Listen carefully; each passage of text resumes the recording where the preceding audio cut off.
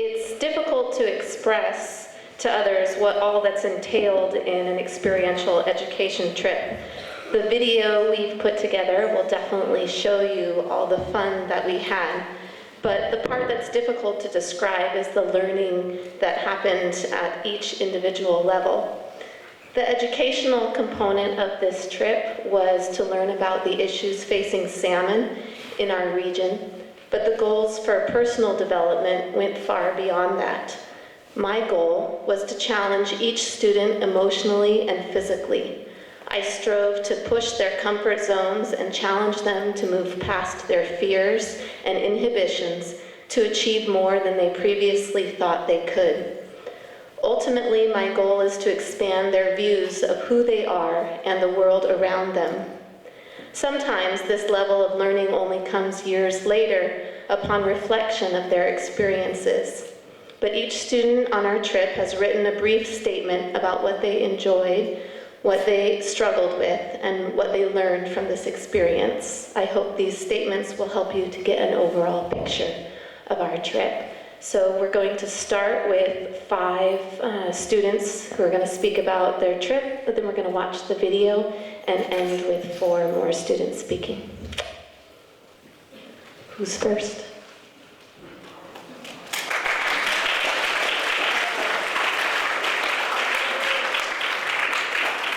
Can all 5 students come up so that we can do this quickly?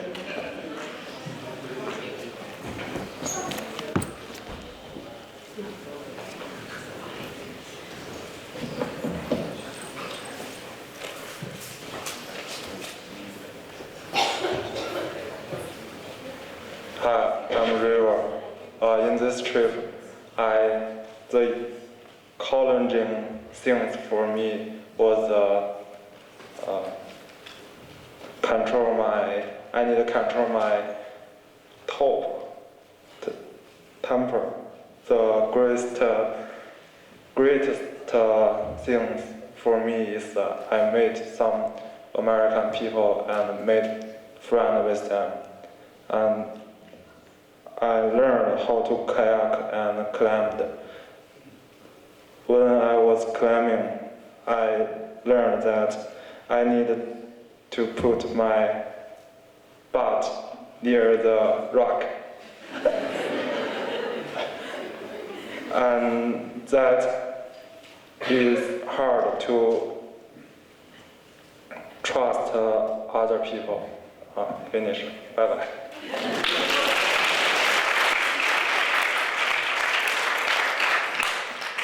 The most challenging thing for me was the rock climbing on the trip, because I have a really bad fear of heights, and so going up on the rock and then having to come back down was really interesting and stressful for me.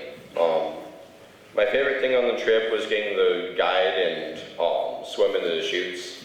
Getting the guided boats opposed to just riding in them was really fun and nice experience. And I learned that the best position to use while trying to slow down on the river is a 45-degree upward stream angle.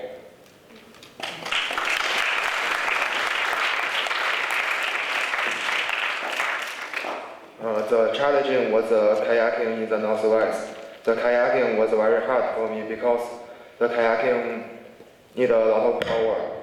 We paddled always against the current. It was very hard. The great things where we could take our phones and we went to restaurant to eat. We could contact our parents and families when we felt sad. I learned how to climb and rappel. The climbing and rappelling were very hard, but I had a lot of fun.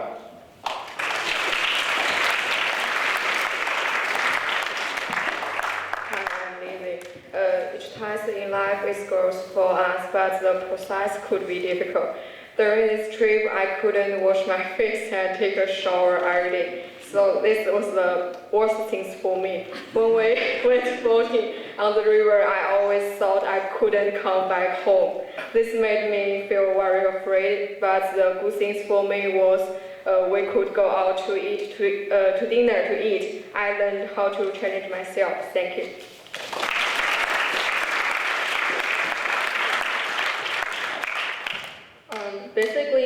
our experience was challenging. It was a pretty extreme process for me. Before I came here, I would stay at my room and enjoy air conditioning rather more than showing up under the strong sunlight and getting a painful sunburn. Personally, the great thing is I can finally go back to China after the 3 weeks of tortures.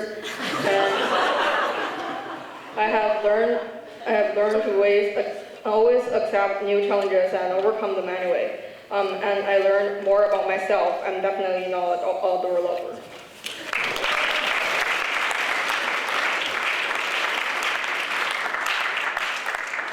Okay, Jeff, go ahead and play the video.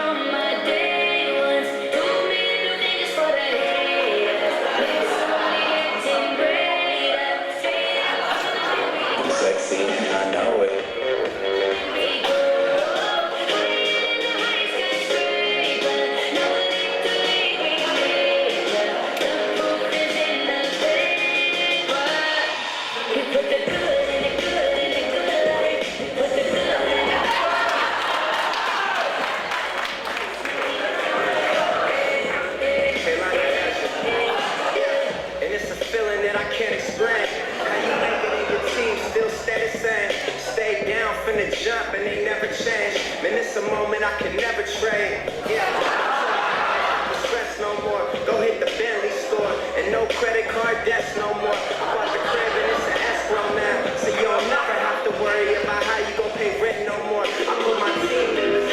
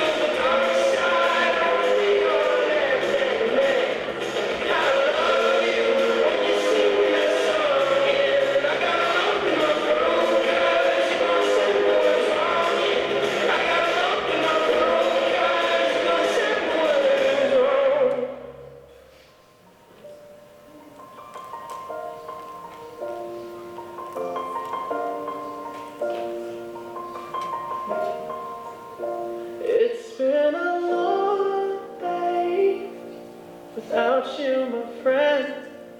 And I'll tell you all about it when I see you again. We've come a long way from where we began. Oh, I'll tell you all about it when I see you again. When I see you again. Damn, who knew? All the planes we flew, good things we've been through. That I'll be standing right here talking to you about another path. I know we love to hit the road and laugh, but something told me that it wouldn't last.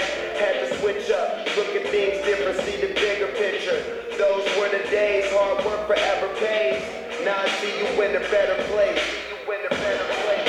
How can we not talk about family when family's all that we got? Everything I went through, you were standing there by my side, and now you gon' be with me for the last ride. Been a long day without you, my friend. And I'll tell you all about it when I see you again. We've come a long way from where we began.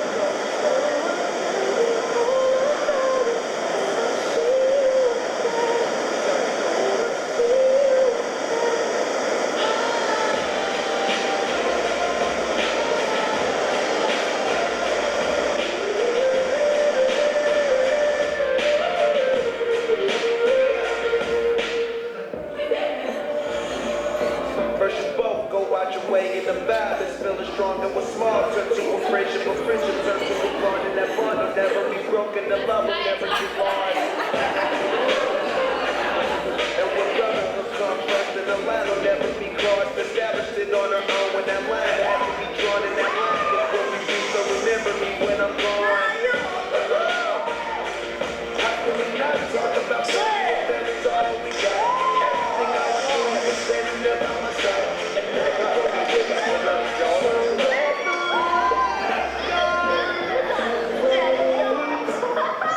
Yeah.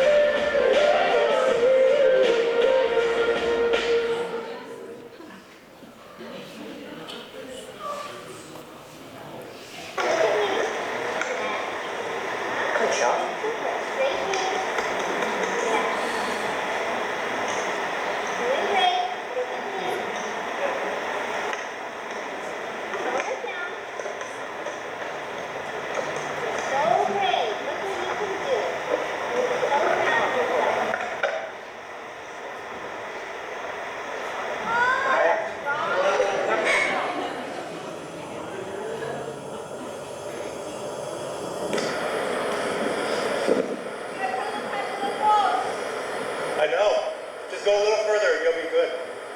Hand on your side. It's okay, Zoe. What is it? Keep your hand down low. Low, by your butt. Hands by your butt. Keep your hand by your butt. Hand by your butt. Keep your hand by your butt, Lizzie. Lizzie. Oh, so Lizzie.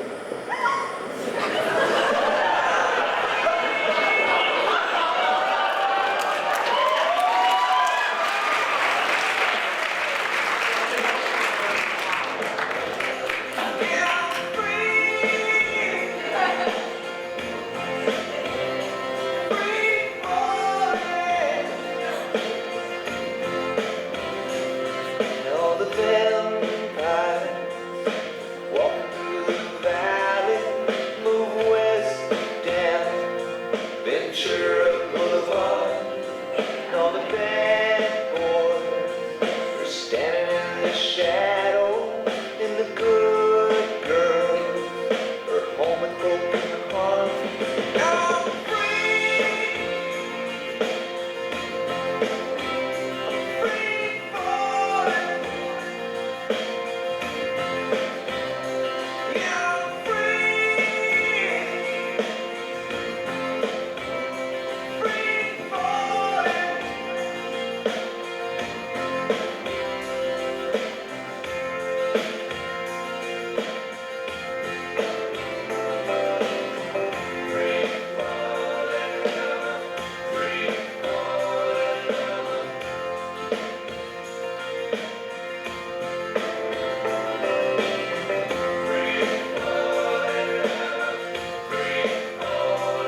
I wanna fly down over Mulholland.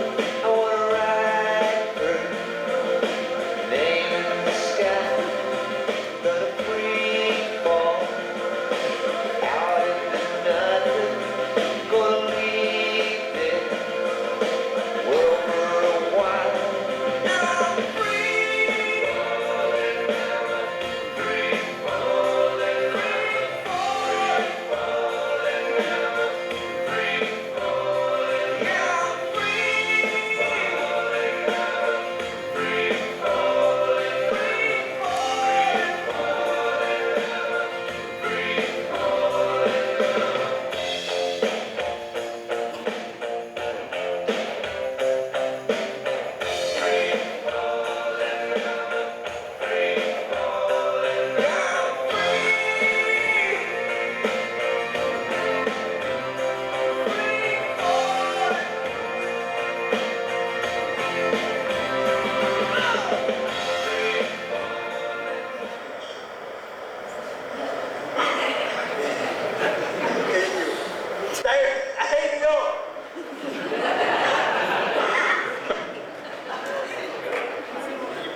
You put left foot over there? Oh, yeah. Oh, perfect, perfect. Yes.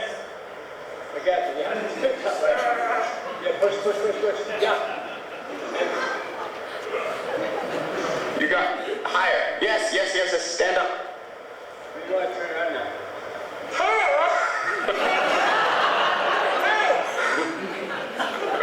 Oh, fuck.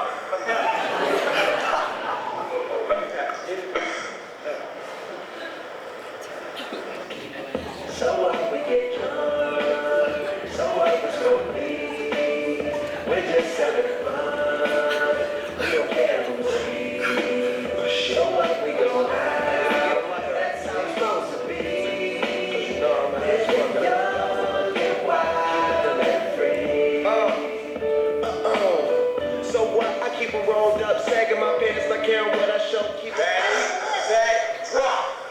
No. You're talking, I will kill you.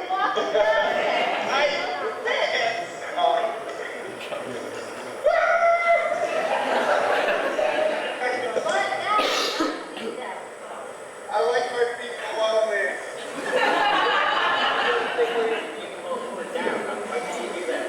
Because I'm learning myself. Now you can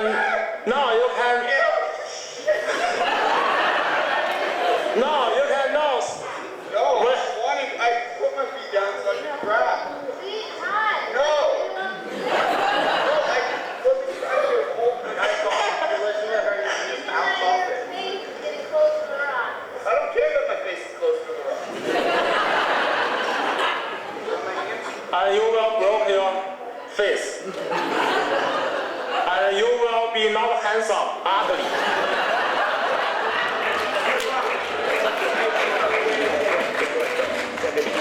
Peach fuzz on my face, looking on the case, trying to find a hella taste. Oh my God, I'm on the chase. Chevy, it's getting kinda heavy. Irrelevant, selling it, dipping away. Time keeps slipping away. Zipping the safe, flipping for pay. Tipping like I'm dripping in paint. Up front, or once like a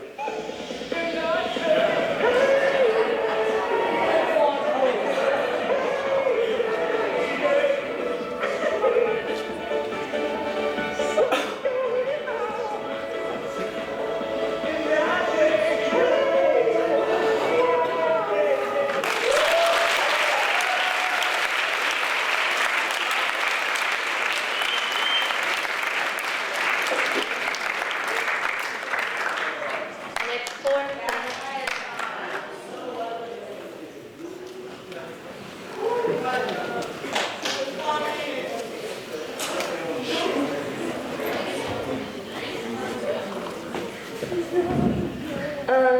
The most challenging for me is the rock climbing part because I was really scared and my legs were shake at the very high place, so I was really scared. But then I knew when I went to the trip with Lisa, I have no chance to come down. And the greatest thing for me was we come back to dorm for one night after the kayaking. It's pretty nice. And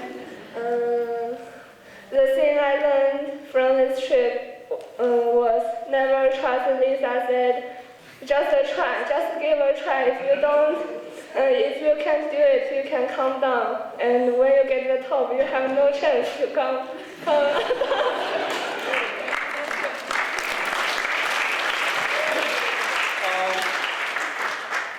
The most challenging thing for me was trusting Elijah to belay me. And I really enjoyed learning how to guide a river raft. And I'm really happy we all made it back safely.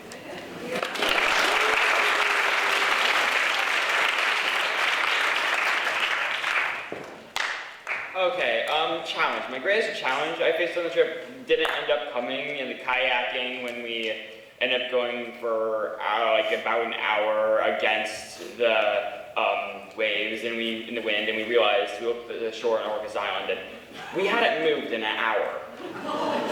So that's what that whole wave starting thing was about, and yeah, that wasn't the greatest challenge, nor fun or repelling going down kind of scary heights. But the greatest challenge for me was getting in the end when I got pressured, Matthew. I done it too, don't you dare just blame me.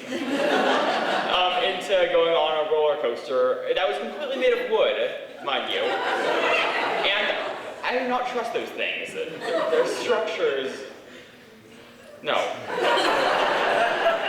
But one of the most fun I had on the trip did end up coming in the river rafting segment where we would have these times when we'd go over a wave in the river, which might have been due to a submerged rock or some other things.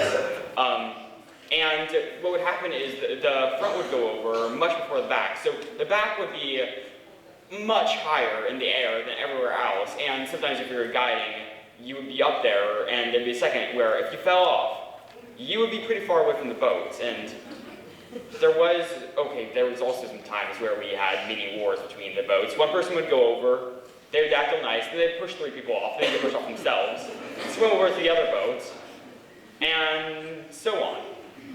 What I learned, in this trip I learned many things. I learned how to properly rock climb, the actual benefit of actually wearing the rock climbing shoes.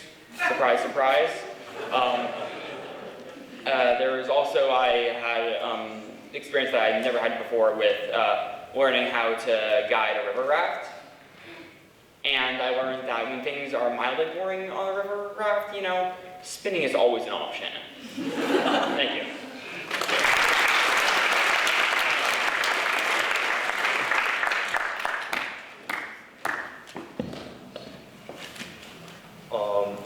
Northwest trip is all about how to push you out of your comfort zone.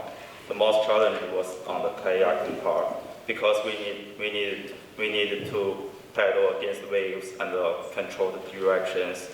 The great part was we went to a hot spring when we felt tired. I learned how to face my fear, and when I did rappelling and climbing, and when I made it, I feel like Michael Jordan, because he said, never say never, because limits like fears are often just an illusion.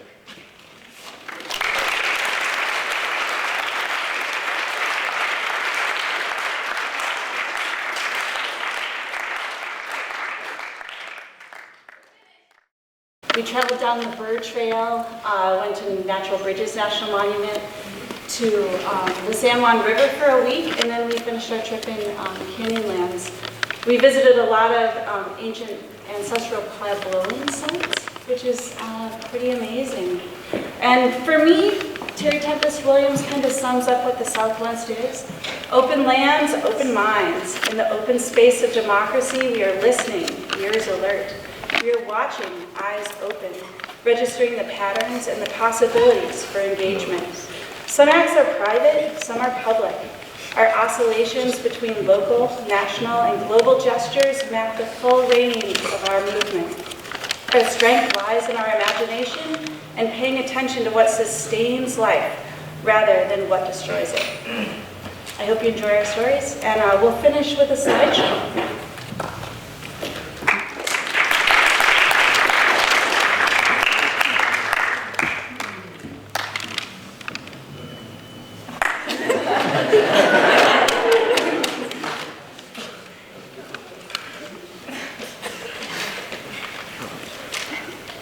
Hi everyone, I'm Shaf, Fancy Hat. Zion National Park was our first destination of this trip. It was my favorite part of this trip. I was enjoying hike in the Zion National Park. That day was a rainy day. We hiked in the mud. It was hard to walk on the trail, but I completely allowed. When I arrived at the end of the trail, I saw a beautiful view. I have never seen that before.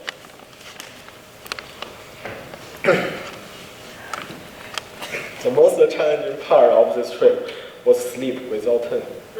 The second night on the Summer River, I began a war with spiders. I massacred spiders. The reason is a lot of spiders harassed me. When I was ready to sleep, I saw a huge spider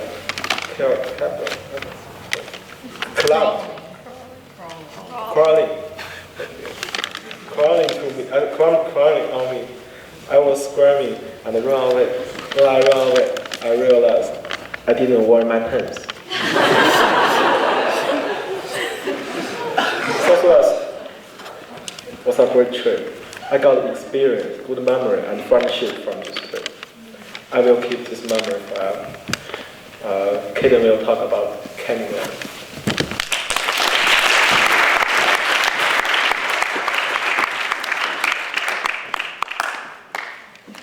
Rappelling. To put it simply, I was tied to a rope and encouraged by my teachers to jump off a cliff.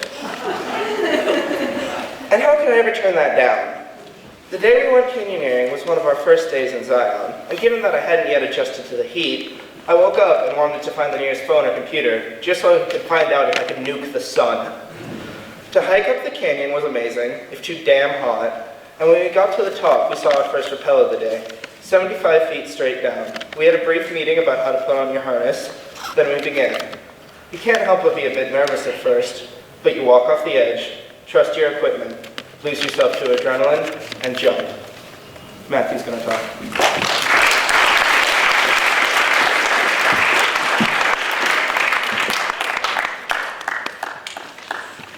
Angel's Landing. The morning of Angel's Landing, we all had that nervous, excited feeling. Like the feeling of getting to the top of a roller coaster. We grabbed our day packs and started walking towards the shuttle. Eyes open, legs ready for the hike. The shuttle stops, the driver calls Angel's Landing on your left. We started hiking up the steep and long switchbacks that were built by hand and by dynamite. The 1,000-foot tall canyon walls made of red Navajo sandstone and white subhuman. Around the corner is the refrigerator, a narrow canyon named the refrigerator because it is always in the shade and it acts like a wind tunnel. At the end of the canyon, there are 21 steep, fast switchbacks called Walter's Wiggles. At the top of Walter's Wiggles, we all ate lunch with squirrels, looked over the edge, seeing people the size of ants, and continued on to Angel's Landing. Most of the group went on the West Rim Trail, but 4 of us started walking towards Angel's. We noticed instantly that there were hundreds of people in a line going up like ants. The trail was so much fun to climb, climbing over big boulders, walking over narrow passages 28 inches wide with 1,000-foot drop-offs on both sides. Getting to the top was amazing. You could see the whole canyon, and in front of our faces fell snow. And it really felt like angels were landing. Thank you. And Benson will speak now.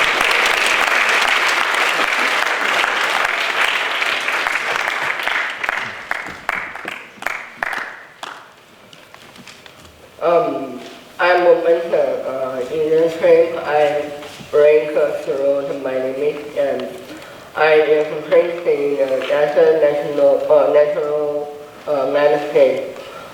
My body becomes stronger than before.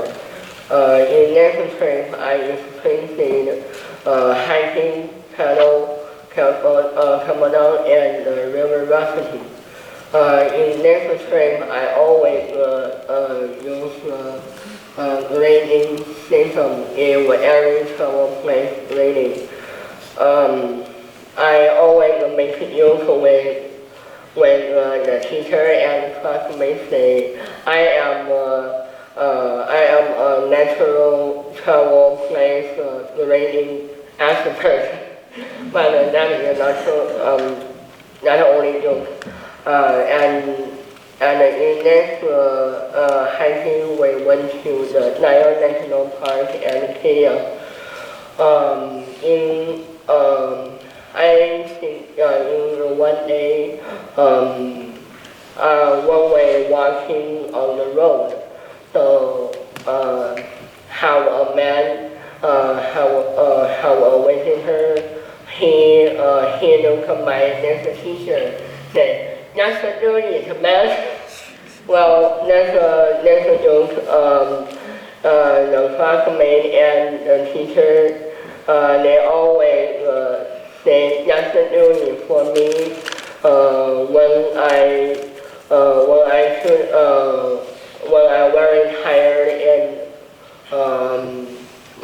help me don't give up still around in the location.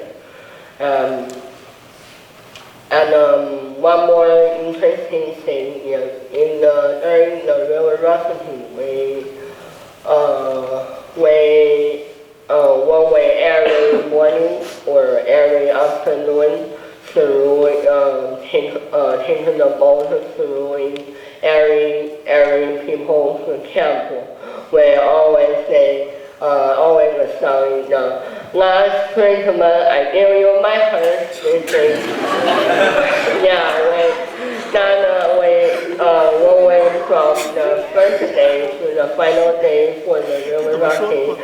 We always doing this joke. Well, and we saw some more camp people in the following or song in the dance. Yeah. And finally, we took a car throughout the 5 states. The desert full of patients and ferry. They are Washington, Oregon, Nevada, Idaho, and Utah. In a long trip and a little scary trip, but they're very fun. Thank you.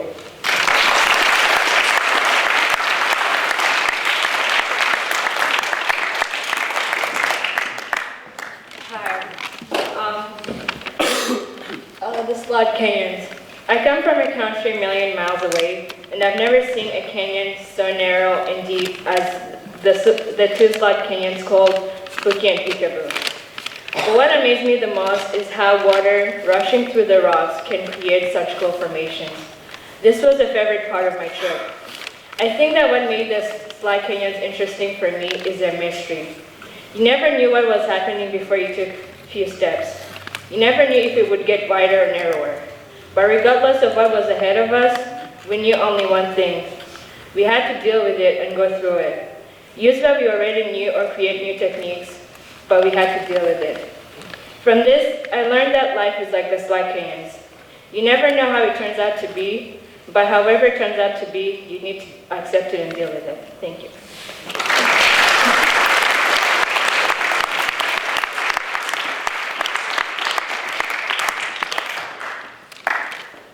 Night sky.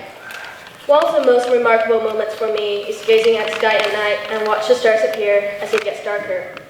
I will grab my star wheel and try to locate all the constellations, but fall asleep halfway through. Sometimes when I wake up in the middle of the night, I could see the Milky Way stretching overhead, and if I'm lucky, some beautiful shooting stars too. In fact, we saw the largest shooting star in Zion when we're all like watching the sky, and then it just whoosh. In the wilderness where light pollution does not exist, the stars look brighter ever than before. It is, however, a very painful experience to actually get up and take pictures, because most of the time I would wake up, see the Milky Way, and be like, ooh, that's cool, and then fall back to sleep again. Not to mention when you forgot to take the lens cap off. So that's what happened to Nathan. He spent 40 minutes taking a star trail photo, and it ended up with a dark picture because he forgot to take the lens cap off. But anyway, you can't really see it on that one, but it's extremely beautiful, and I realized how annoying planes can be. In the picture, you just see this red line. By the way, do you guys know that there are millions of dying stars in the universe? And most of them are located in Hollywood. Thank you.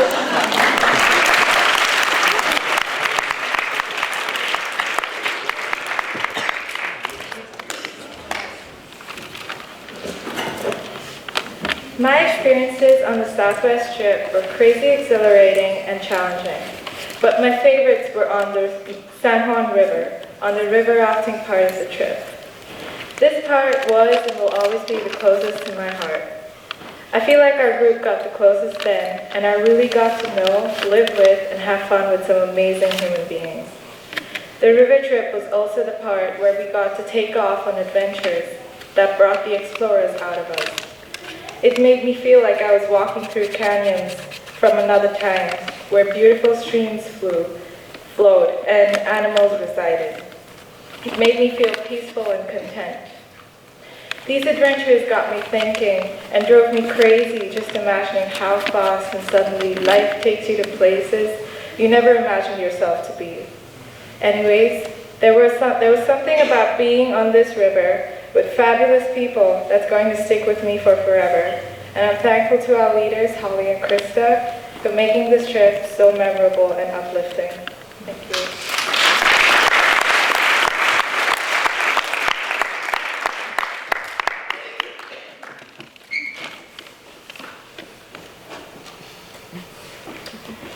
My name is Cyrus Froning, and on our trip to the Southwest, we were witnesses to many remnants of past civilizations in the form of many broken and decrepit houses, surrounded by old pieces of pottery and other tidbits of old crafts. On the walls and the cliffs of the high mesas were only left memories in the form of ancient pictographs and petroglyphs. All these artifacts were left by the ancient Puebloans. On our trip in the Southwest, we heard about the many ancient Puebloans, also known as the Anasazi, meaning ancient ones, and their history in the many different locations. But our first encounter was in Escalante in the Native American History Museum. We learned about some of the ways the Anasazi and other later tribes hunted, cultivated, and thrived, creating pottery, granaries, and other commodities using just the barren landscape of Utah and other states. When just looking at the feeble buildings of clay and stacked stone, you may think that it is impressive for such basic architecture to still stand, sort of, today. But that is only the cover of the book.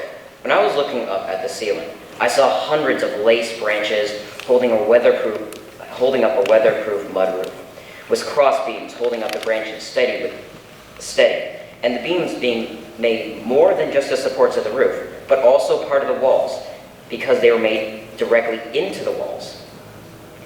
And this would be able to I'm not good at speaking. Will not cause the integrity to degrade. One more reason the buildings still stand. And if we look back at the ceiling, some rooms have what appeared to be a skylight, but this was just ventilation for the fireplace directly underneath. Examining the buildings and dissecting the methods, talking about historical mysteries with Caden for about an hour was a very eye-opening experience and agonizing one. That made me think more about the Anasazi and what a mysterious and amazing people they really were. Thank you.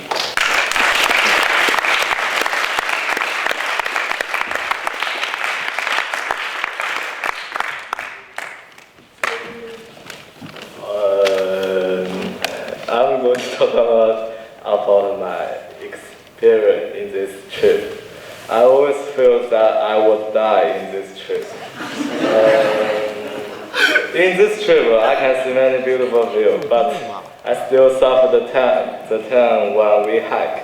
I really don't like insects, but in river rafting days, I slept without tent. It was hard work, but I did it. Also, I learned how to swim a little bit. It is a difficult and a phenomenal trip.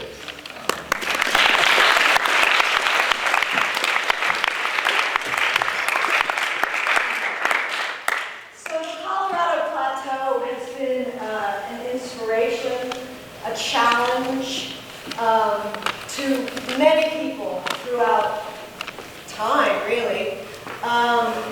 Explorers, miners, ancient Puebloans,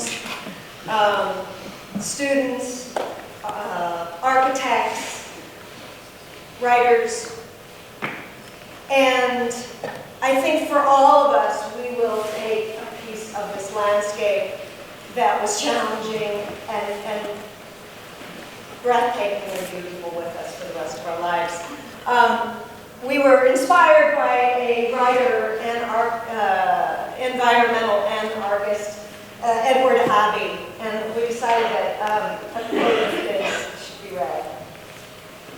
Benedicto, may your trails be crooked, winding, lonesome, dangerous, leading to the most amazing view. May your mountains rise into and above the clouds. May your rivers flow without end, meandering through pastoral valleys, tinkling with bells, past temples and castles and poets' towers into a dark, primeval forest where tigers belch and monkeys howl, through miasmal and mysterious swamps and down into a desert of red rock. Blue mesas, domes, and pinnacles, and grottos of endless stone, and down again into a deep, vast, ancient, unknown chasm where bars of sunlight blaze on profiled cliffs, where deers walk across the white sand beaches, where storms come and go as lightning clangs upon the high crags, where something strange and more beautiful and more full of wonder than your deepest dreams awaits for you, beyond that next turning of the canyon walls.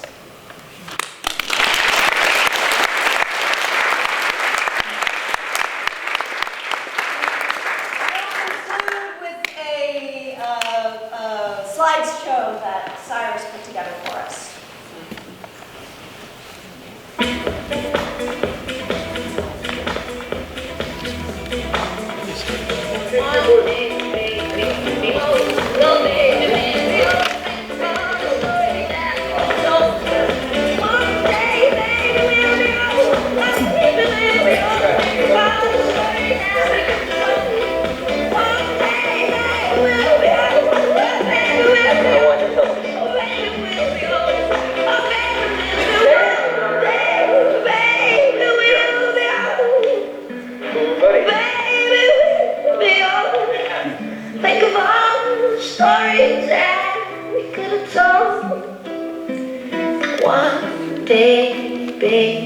baby, we'll be old.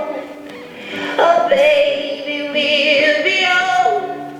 And think of all the stories that we could have told.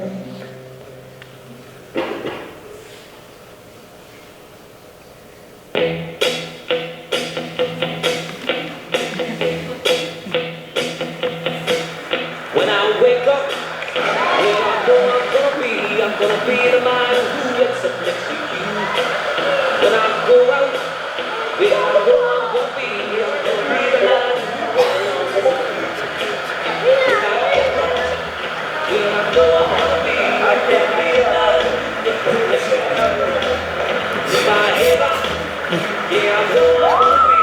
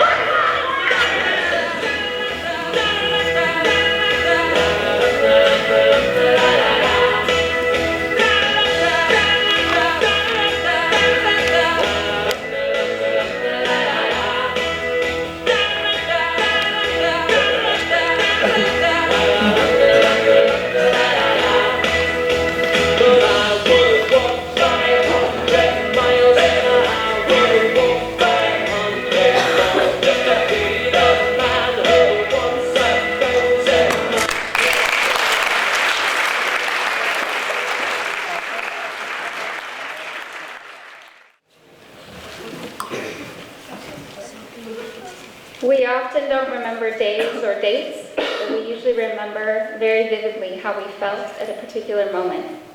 Strung together, a series of moments creates perspective, an opinion, and experience. A moment is defined as a very brief period of time, an appropriate time for doing something, an opportunity or a particular stage in something's development, or in a course of events. We're going to share insights and thoughts from our journals and visuals, photography from our time in the other San Juan, living among families, practicing our Spanish, teaching English, and exploring the village of San Juan La Laguna. These are some of our moments we'd like to share with you, small glimpses in time of our 3 weeks together in Guatemala and Belize.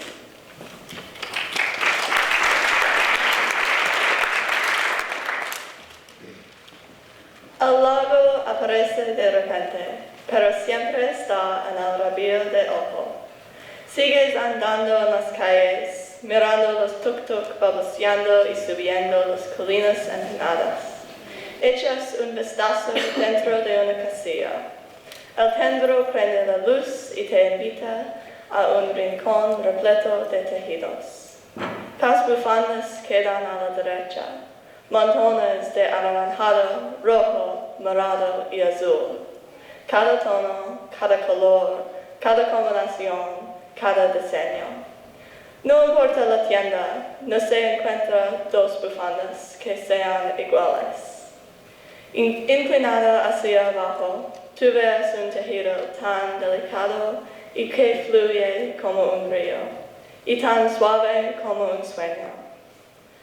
Levantándote de nuevo, aparece el lago, plano, pacífico, aparentemente infinito, pero no es por los volcanes azules al otro lado.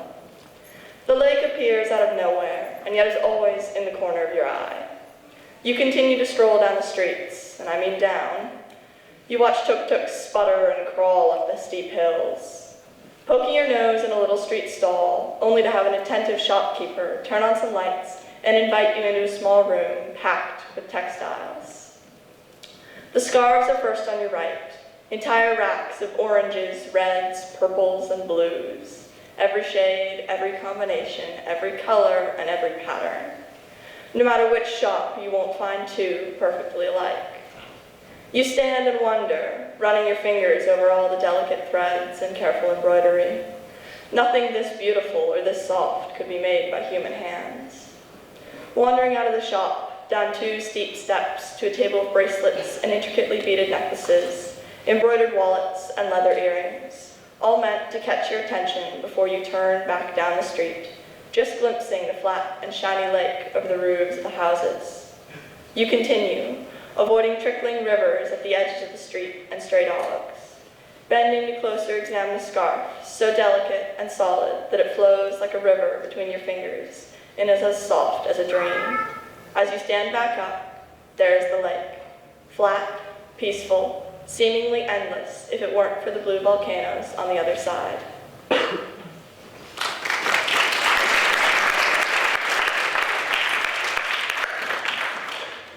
Okay, my family was awesome. At any time you could look over at Joshua, and just like that, you'd be having a staring contest. You can walk out of your room, and you'd be in a wrestling contest. Hans was one of the happiest babies I've ever met. You could look over at him, and he would be smiling and laughing and looking right back at you. Arturo and Teresa were just like parents to me. I walked in the door after my morning classes, and they would smile and ask me how my classes went and what I did, and they would be patient when I would struggle to find vocabulary to answer them.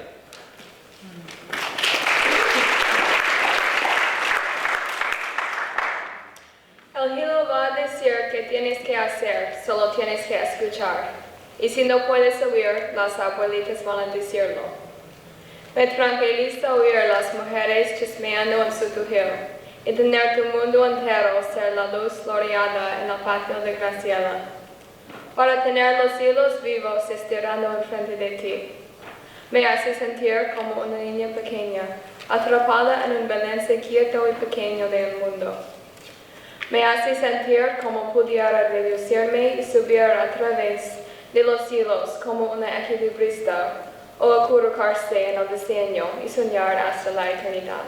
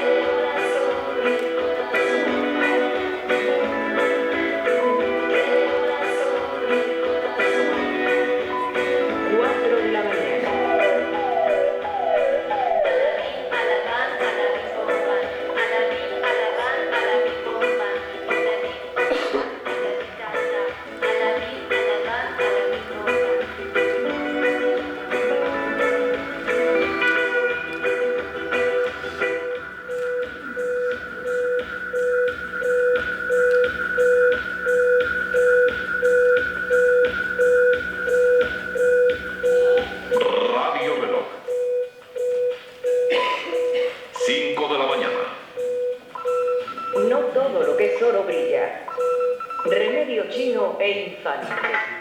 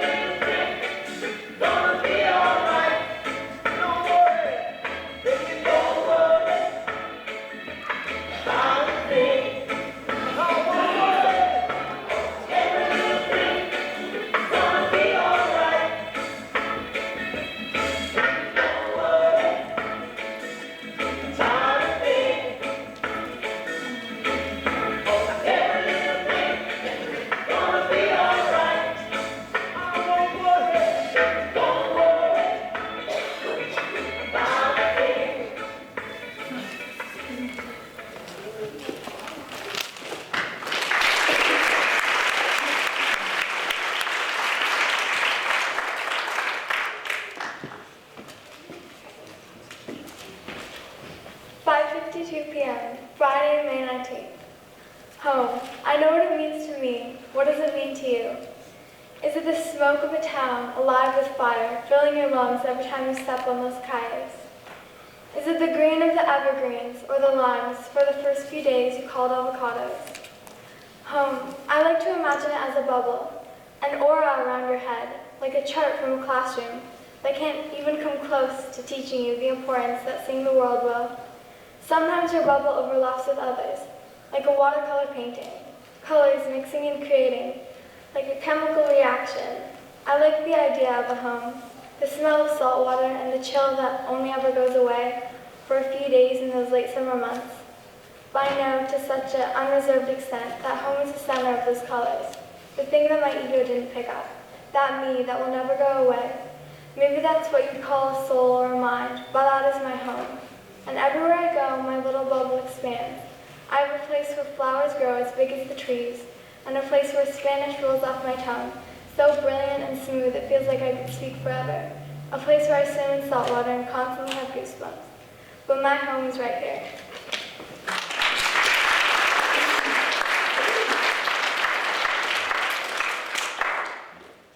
Mi familia consiste en una madre, padre y 3 hijos.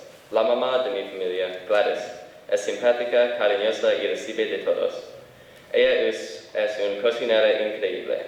Cuando Lorenzo y yo teníamos un problema o necesitamos ayuda, sabíamos que ella haría todo para ayudarnos. El padre de mi familia, Pedro, es muy trabajador y le encanta música y caminatas. Él es un hombre extraordinario y simpático que cuenta chistes y siempre está listo para cualquier cosa. Sean, Selvin y Kevin son los hermanos de mi familia. Ellos son tan increíbles como Betsy y Pedro. Siento muy agradecido por mi familia buenísima y espero que ellos tengan una gran vida.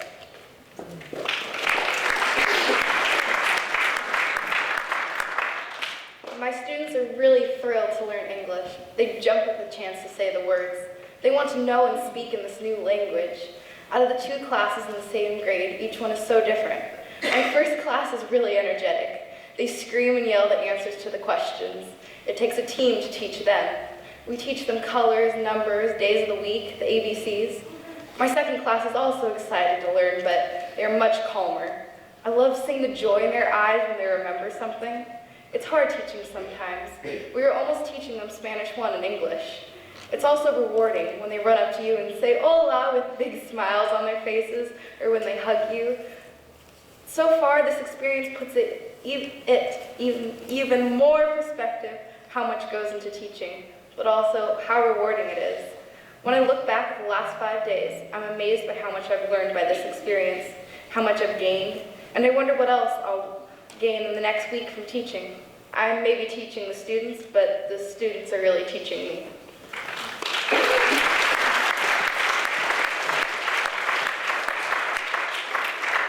Instead of creating a video that we send back down to Guatemala for the entire community, this year we spent the majority of our time these past few days together creating an English resource sheet for each elementary grade level.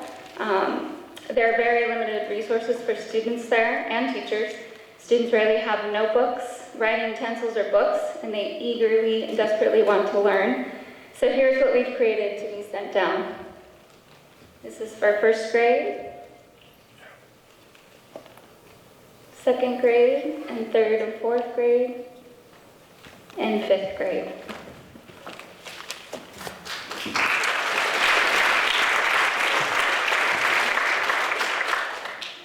Baskets balanced carefully atop heads, filled with mangoes, bananas, tortillas, corn, skirts that fit no specific shape, loose shirts tucked into the thick, striped band wrapped securely around the waist as a belt. Everyone is clad in delicately crafted textiles. You see small children, a babe in arms, but instead of arms, they are wrapped safely and securely around the back of their mother in a cloth of similar appearance. Reds, blues, greens, purples. It's hot outside. The sun is bright and seems to attempt to light the world aflame. But the people have their stories, their religions, their beliefs, an understanding between everyone as they walk by and greet friends, family, and strangers alike. A mutual respect, for everyone is a worker. Each article of clothing is a work of art. The patterns and colors tell stories. Each detail holds meaning. Perhaps it's just to look nice. Perhaps it is the story within itself. This is Guatemala.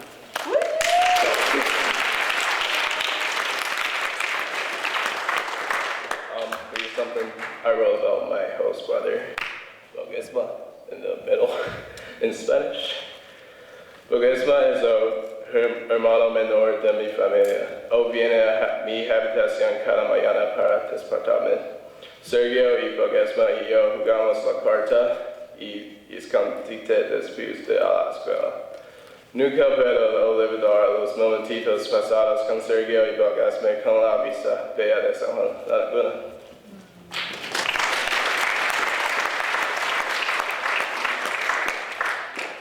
Where the ceiling moves and the ground is concrete, where little red cars roam around with no doors, where when passing one another you always greet, where dogs lie on the street with no place to go, where people work for less than $1 a day, where children go to school with no money for food, where the bathroom and shower are right in the kitchen, where the smiles are brighter than ever before, where the smell of the food will not leave your nose, where people work on for hours on a $15 scarf, where memories are made and Spanish is spoken, where the rain begins without a cloud in the sky.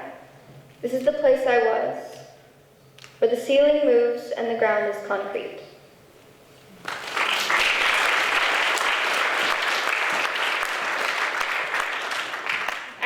thank each of my patitos, my little ducklings, for being a part of my moments these past 3 weeks, for showing up, for caring deeply for one another, for being so relaxed most of the time, and for the kindness they brought to each person they met and to each other. I am deeply grateful for the support of Grisha and Rosa, combined they are Grosha, for their attention, love, and strong leadership. I'd also like to shout out to Laura Holden and to John Sinclair for helping us in our journey as well. Muchas gracias.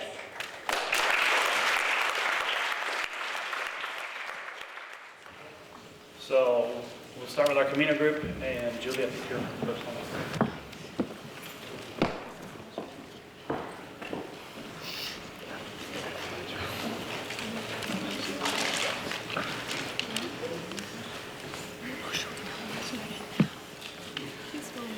The Camino de Santiago, or the Way of St. James, is an ancient Christian pilgrimage that dates back to the 12th century. It has seen a resurgence lately, and the numbers are kind of exploding. I walked the Camino Francais 9 years ago at Spring Street, and it was a transformative experience that I hope to be able to experience again and actually complete the journey. Our group walked Camino del Norte, which is considered one of the primary routes that goes across the northern border of Spain. We look to the experience of pilgrimage not necessarily as a religious journey, but a pilgrimage personalized by our own beliefs or choice of focus. We had 3 weeks to travel, navigate our way through France and Spain, walk, eat, and sleep. Our preparation was minimal. Choose a book to focus on for the journey, walk to get in shape, buy the proper socks, footwear, smallest pack possible, rain gear, and 2 changes of clothing. We hung on every word of Sharon's lesson on proper foot care to prevent blisters, and I reviewed basic phrases in Spanish. We found that to be a pilgrim, you have many hours to think, share with your walking buddy, and to enjoy the sights of an unfamiliar country at a foot's pace. We were challenged to be flexible when our travel plans were altered and to see the gift of train cancellations that gave us an extra half day to explore a beautiful seaside town. More importantly, we deepened our relationships, supported one another, pushed ourselves beyond our known abilities, and sifted our thoughts, all within a gorgeous countryside of hills, eucalyptus forests, colorful blooms of the roadside weeds and gardens, cows, and the ever-present smell of silage. We shared the trail with pilgrims from many countries who sometimes the only communication with them was a smile and a buen camino. I found an anonymous quote that summed up my experience.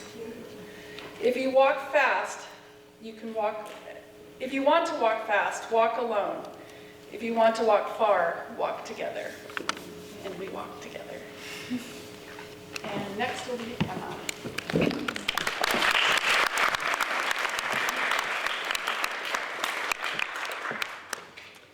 So I'm going to read something that I wrote in my journal after our first day in Paris. The thing I remember most about Paris is how it seemed to radiate life. It wasn't as chaotic as some cities, though. It was peacefully loud. I liked the way the Seine cut through a stream of rollerbladers and joggers, skateboarders and honeymooners. The air was full of noise, the whir of bike wheels and the rumble of cars and buses mixed with laughter and voices. As we walked through the city, I heard people talking in French, Spanish, English, Mandarin, Arabic, as well as more languages that I couldn't even recognize. We walked a long way, from the Notre Dame to the Eiffel Tower. When we finally saw it, it slid out all at once from behind an apartment building, steel lace that seemed to poke a hole in the sky. It was awe-inspiringly elegant and unapologetically French. We lay in the grass for a long time and looked up. In that moment, lying in the grass, I felt ready. For 3 weeks and 280 miles of new sights, sounds, smells, experiences, and adventures.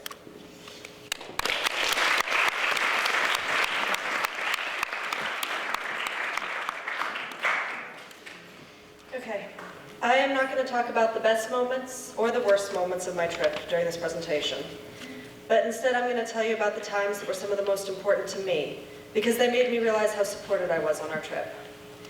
After getting sick in the beginning of the trip, my lungs were working about half as well as they usually do, and I was just starting to really struggle walking up hills. A few people in my group took hold of my backpack and physically pushed me uphill. Maybe to them it wasn't that big of a deal, but to me it was truly everything. It was the physical representation of the sentiment that these people had my back, literally. To all of you who pushed me up hills, I tried to always say thank you in the moment as well, but I want to reiterate my thanks and say that you guys got me through some of the hardest parts of my trip, so thank you.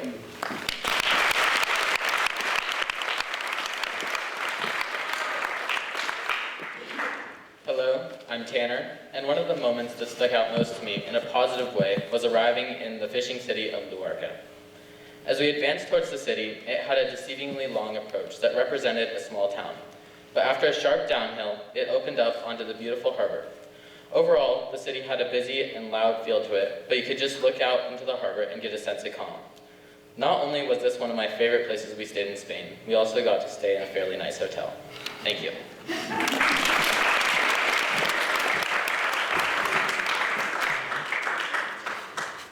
So I thought I'd just read a couple little excerpts from my journal. This one's called "We're in the Business of Growing Beauty." Stone gets more beautiful as years pass. What once was clean and new grows life. It darkens and settles, allowing vines and moss to grow on a steady foundation. Gray healing. This morning was calm, soft, and gentle. It healed my anxiety and frustration. It washed me clean in a gray fog of glory. I am grateful for my healing. It may be slow, but movement is movement, and I'm not in a hurry. Life of a pilgrim. Today we climbed mountains, and today we were true pilgrims. I will never forget this day, for it showed me things about my strength that I didn't know were in me. It was a hard day, but I am a pilgrim, so I will sleep hard, wake up, and do it all again tomorrow.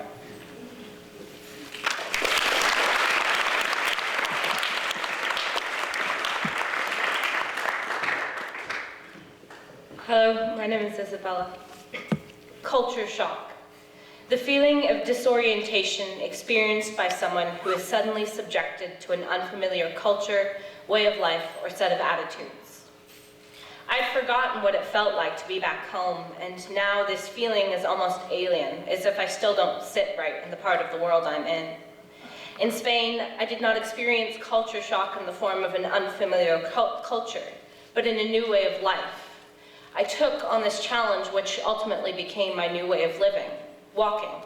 Walking became my life. I walked an average of 20 miles per day, and it was amazing. I wasn't just seeing Spain, I was experiencing everything.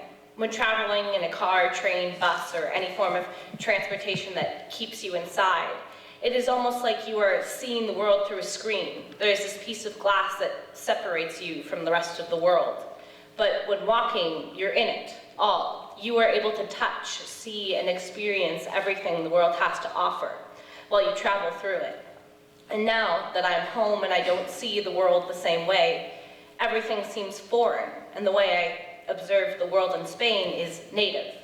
So, if you were wondering if this trip changed me, then the answer is yes.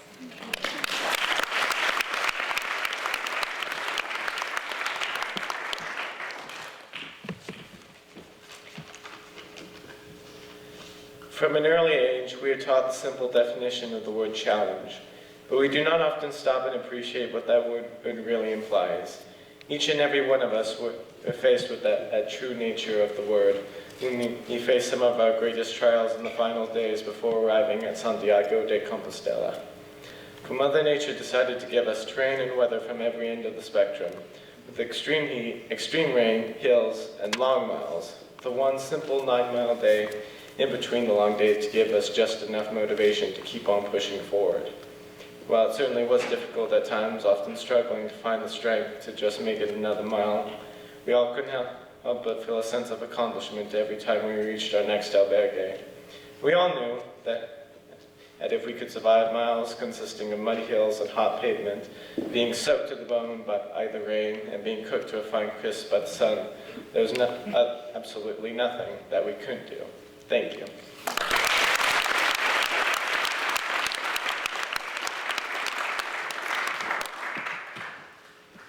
I have a journal entry from May 26th.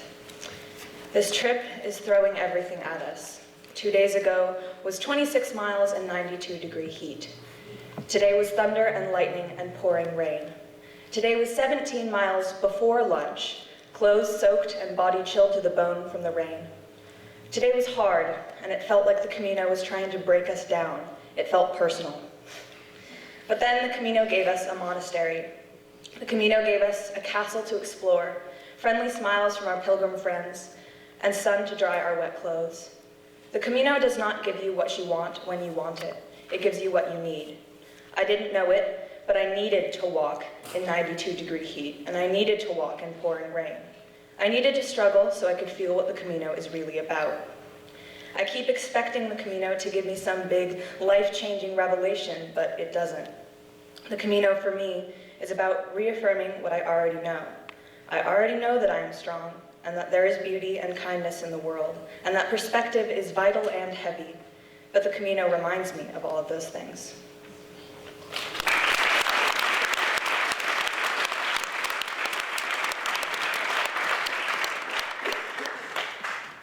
"16 days, 280 miles, 14 pilgrims, a 15-pound pack. The Camino is a unique historical tradition, walking every day, all day, across Spain, through small coastal towns, up and down rolling hills, meandering through fields and forests, with my tiny pack and Camino family, was an eye-opening experience. I had heard so many wonderful stories from my mom about her previous Camino adventures and was thrilled to be embarking on my own journey. Nothing she had said could have prepared me for what it would feel like to walk the Camino. Getting off the bus and taking those first few steps, peering around every corner, looking for shells and arrows, arriving at albergues, meeting people from all around the world, and walking that far each day through such beautiful country has changed me. I feel much more connected to the earth and my body. I have gained an appreciation for the simple life, a pilgrim life, carrying only what you need, and being able to open your eyes and heart to new things and people is such an important skill to carry with you throughout your life.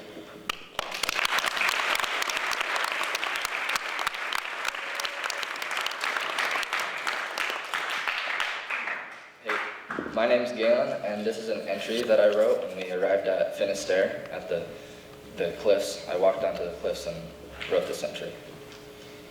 The world is not small, and I've seen very little of it. Vast is much too small a word to define the intense force of the ocean. I can see as much sea as I can sky, and no line between them. The only thing the powerful waves do not intimidate is the rocks they thrash upon. My mind continues to make metaphors of the water and the rocks. The water, it seems to be as graceful as it is strong, current ripping, waves thrashing, crashes roaring, mist pelting, and yet it finds a way to convey grace and beauty through all these things. The rock, it is wise, it does not pick a fight with the waves. Even though the water continues to throw punches, it stands strong with a constant, effortless defense, and flexes hard as the water continues to take its best shot. Although the rock seems to be invincible, millions of jabs and stabs from the water have left behind scars. In these battle scars, the rock has become smooth, and the water flows off as quickly as it came, leaving no salt to sting the cut. In the water's continuous, laborious, and underwhelming victory, the rock benefits, it changes, and in this way it illustrates both grace and beauty. As I return home and am resubmerged into my life, I hope to be more like a rock, choosing my battles wisely and staying strong and true to myself, to allow life to throw punches and to try to pull me into frustration with a ripping current, and have those fists from those punches shatter against me, and thus current leave behind nothing but a smoother, more natural path to leave me. I want to find grace both physically and within me, for life, for the others, and for myself. Has the Camino changed me? It can be seen that way. But what has really happened, it has nudged me in the direction I want to grow. Thank you, Finisterre, end of the world. The Camino continues.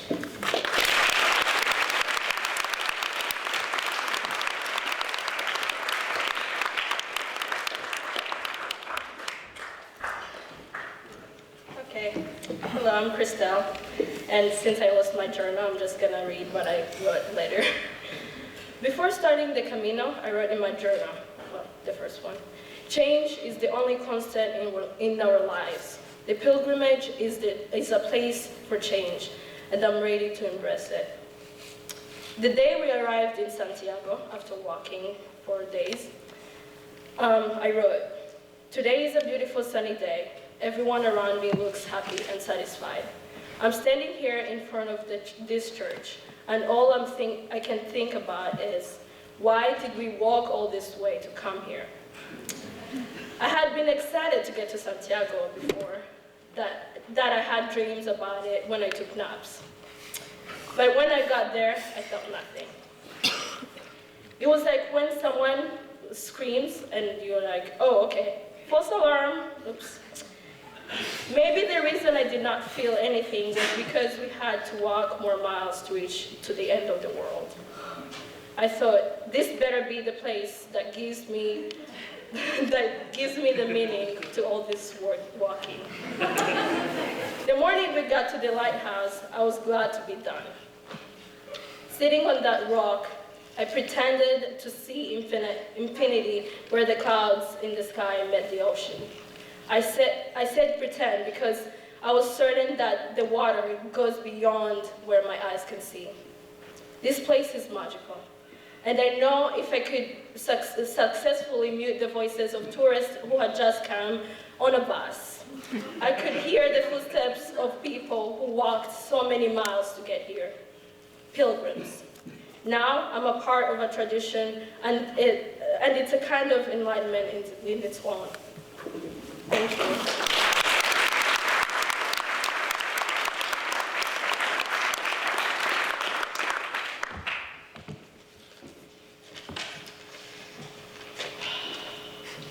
Okay. The things I will remember. I will remember all the roses we saw growing along the way. I will remember the many eucalyptus forests we walked under. I will remember the tens of four-leaf clovers I found or saw along the way, and how this baffled Galen every time I found yet another one. I will remember the views of the green farmland hills, and the cows, and the smell of them, oh my goodness. I will remember the tired, silly laughter after a long day, and the tears that came from laughing too hard.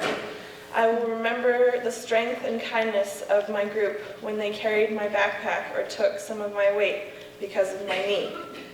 I will forever be grateful to them. I will remember the end of the world and looking out at the foggy water and the magic of not being able to see any further.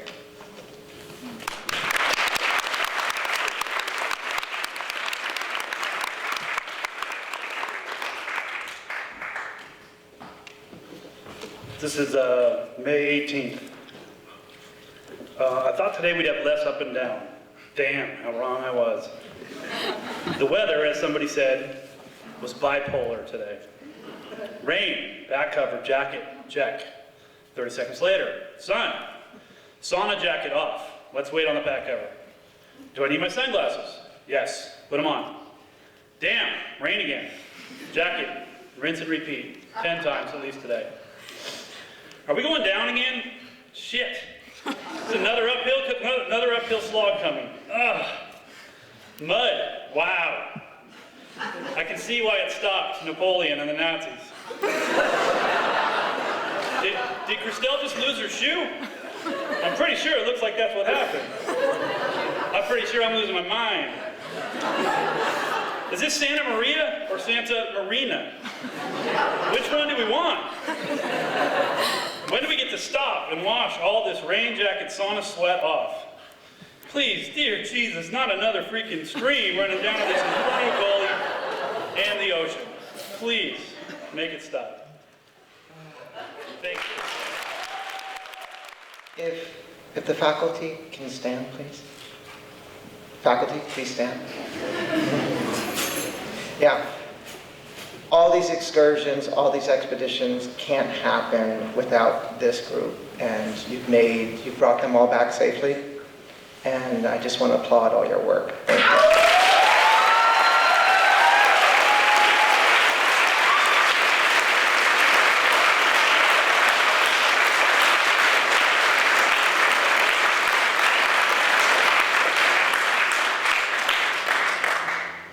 And it's a little known secret. It's actually the success of these. It actually, in a small way, it depends upon all you students, but in a much larger way, it depends upon all the preparation and the leadership in the field.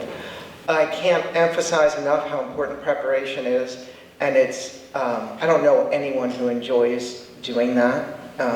Getting visas, finding the routes, doing all that, it's pure work. And then you get out in the field, and I can't expect that there's one of your trips that actually went as planned. And it's the beauty, and one of the main reasons why we go out in the field is because the best planning is something that you hope helps support you, but out in the field you've got to take care of each other and make decisions and adjust when things go wrong.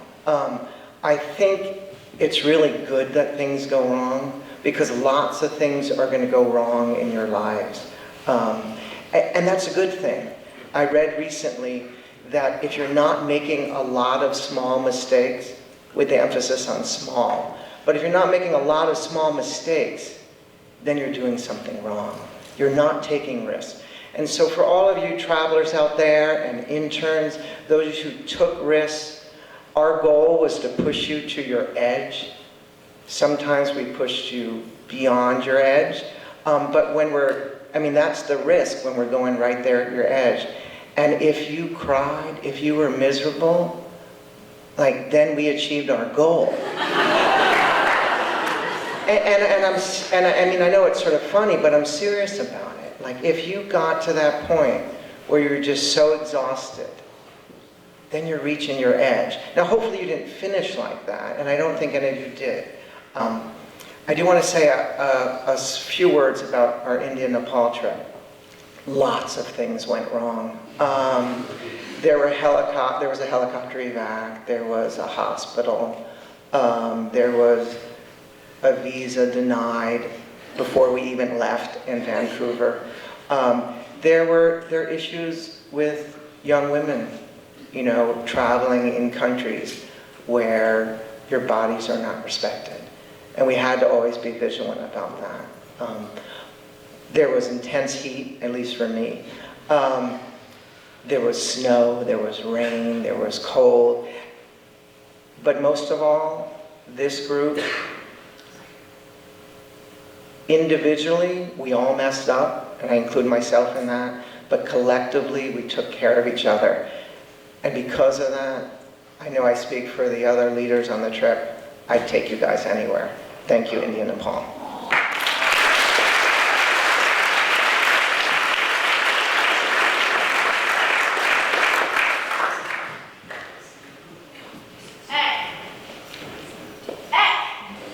Hey, Cody. Hey. Dewey. Z. Star. Bosch. Choke. Bosch. Hot. Duh.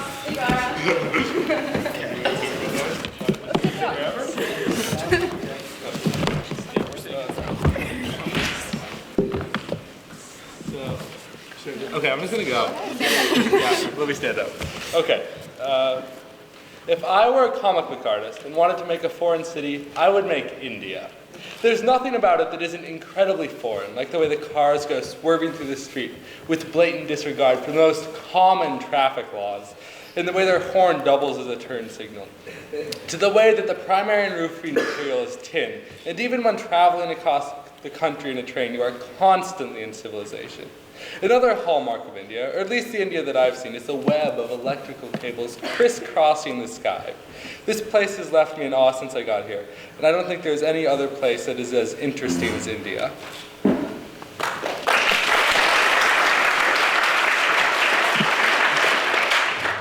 So Quinn has to go into yet another curio shop. I go in for directions.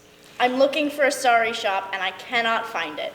I've asked so many people on the street and none can give me a straight answer.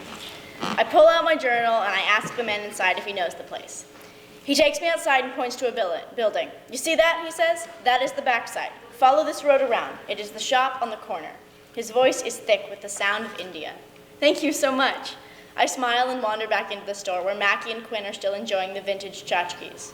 McAllister has her nose buried in old hand-embroidered textiles, and Quinn is wandering around the walls of shelves in the small store. I join Mackie by the cloth. The stitching is amazingly intricate. I immediately think of my mother. She would love the textiles in this town. Running the handmade cloth through my fingers brings waves of thoughts from home. I close my eyes. Searching through the stacks of old silk cloth, I find a beautiful white shalwar kameez, smooth and cool against my fingers. I smile, turning to the old man presiding over this little haven of authenticity in a bustling city. How much is this? He doesn't hear me at first. I ask again. Is it a sari? No. Just a shirt and pants then? He gives me a number, but I've stopped listening. You have saris. They're old. Perfect. I'm sure he can see the excitement in my eyes and hear the tremble in my voice. He starts pulling out bags and bags of cloth. The colors are beautiful and vibrant. 100% silk, he says, and my eyes and my hands are all over the material. I see a flash of green and black and orange that captures my senses. I pull it towards me, enthralled by the intricacy of the handiwork. The man behind the counter pulls more and more bundles out to show me. I am briefly distracted by a newer blue one, but my eyes are perpetually drawn back to the first one I saw. I have to buy it. I have found more than I could have ever hoped for in a sari in a tiny curios shop on the outskirts of downtown Darjeeling.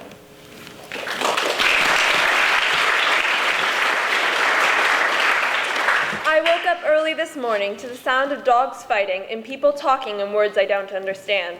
Various horns and carts start to add to the melody of the morning. The smell of incense wavers through the air, mixing with the sound of shops starting up to create a peaceful Darjeeling morning.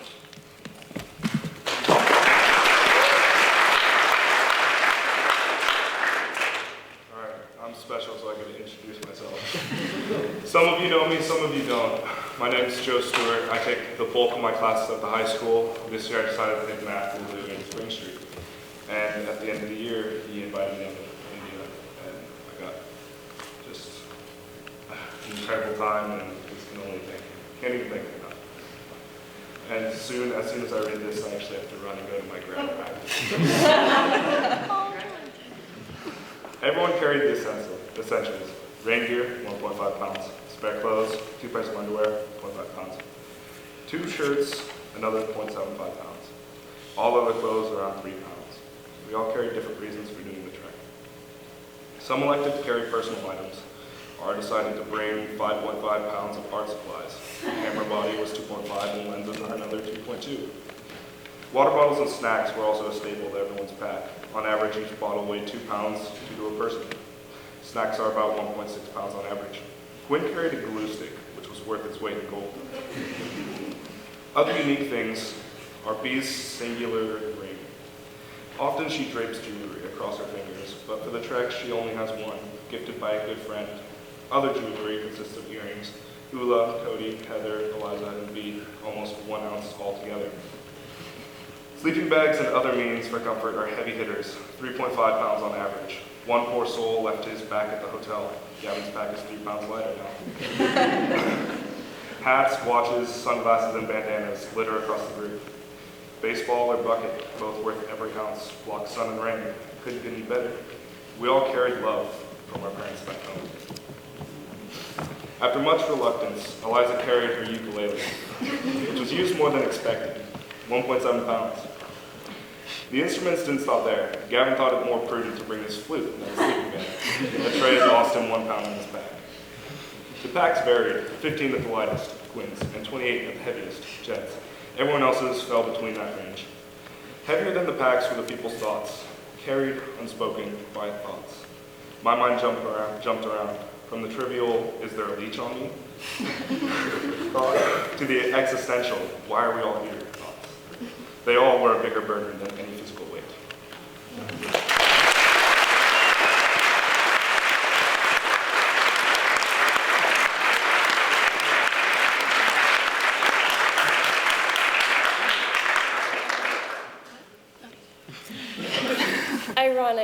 That song, who is it by? How did the words come to them? Bananas. I smell bananas. I ate too much sweet coconut-filled bread. Need substance. Hunger. Hate food. Love food. Have 1/4 of a peanut butter Cliff Bar left. Not appealing. Possibly too sweet. Planes are a form of time travel. What's the date? I'm starting to settle in. Relaxed. Almost. Find some inspiration. Lots of new and excitingly fun food coming soon. Is reading and writing in the dark actually bad for your eyes? This is not a stream of consciousness. There's punctuation. Skipping over thoughts. Hand does not move fast enough to get them all down. How does one count, let alone be aware or know how many thoughts people have? Such as, in a day, a minute, what's the average? I must know now. So curious. Power out. Shutting down, as in bye for now. So bored. What to do on a 12-hour flight?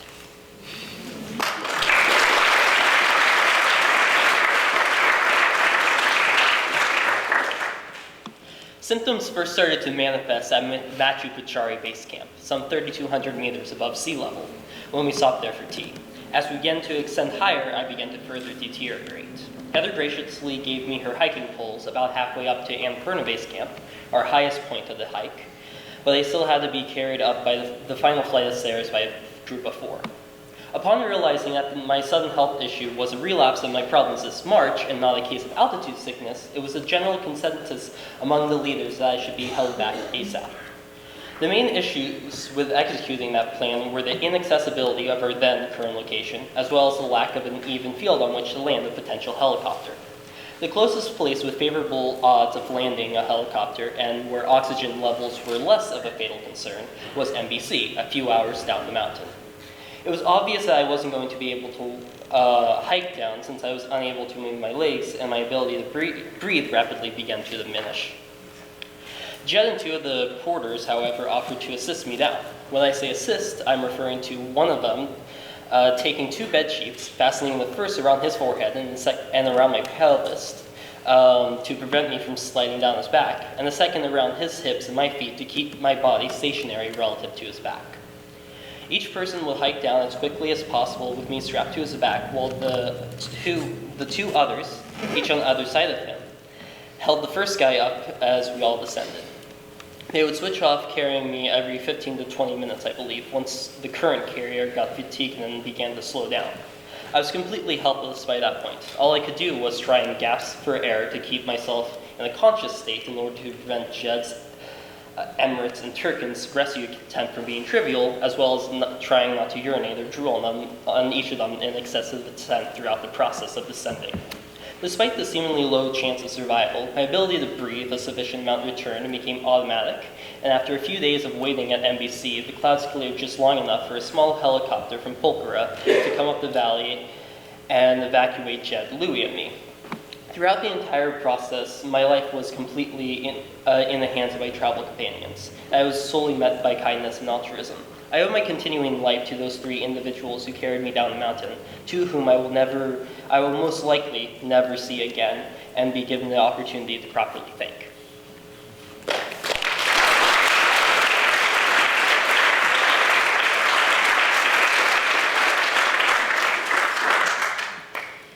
Strangers turn into friends, friends become family. A man full of smiles and a gorgeous personality, 1/4 of the group of porters. Incredibly strong, physically and mentally. Amrit started as a stranger and then soon became my friend. We played rummy and he helped me in solitaire. He became family on the 3-day hike out from Annapurna Base Camp. Always in the front, speeding down sets upon sets upon sets of stairs, B and I only steps behind him.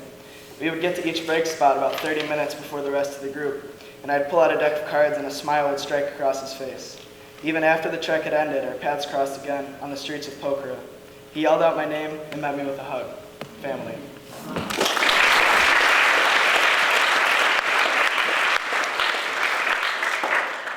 I still have not grown tired of Dalbot. Similarly, I'm not sure I've experienced Nepal deeply enough to be leaving it behind.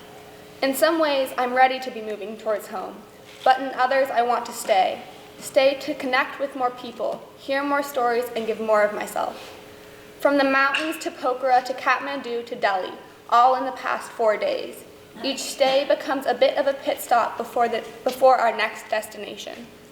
Each of these 4 days is full, but it's easy to let each moment blur. Forget the little conversations in a taxi ride or playing the ukulele to the audience of one young girl.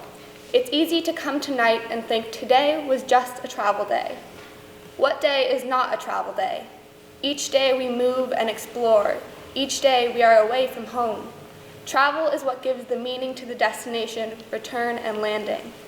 Today we travel to Delhi. We land in less than 30 minutes.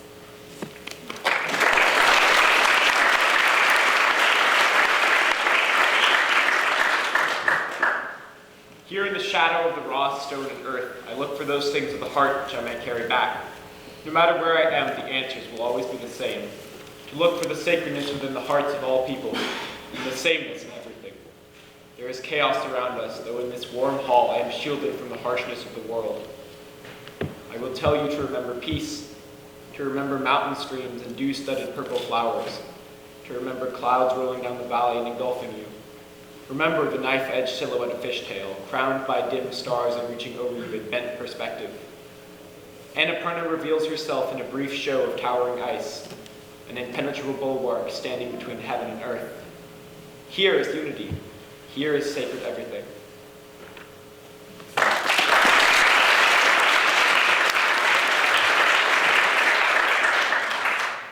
11,500 feet at NBC. Louis is shaving off the side of the mountain. A band of stereotypical European dreadlocked mountain climbers are at the picnic table to my left. Gavin is playing flute to my right. We're waiting for our masala tea, my favorite. Cody's playing cards. Heather's applying sunscreen in the rain. Drizzle, really, barely a drop. Stickers cover hiking lodges throughout the Himalayas, and a sign proclaims views of thar and pet pheasants from here. Today we reach our peak. Fog rolls suddenly in and out.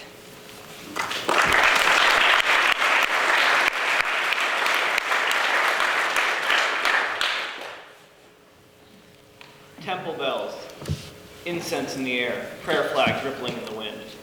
This is a place of tranquility. Worship embraces us, the outsiders, to spectate. This amazes me. It feels we have invaded something truly sacred, and surely we have, yet no one is angry.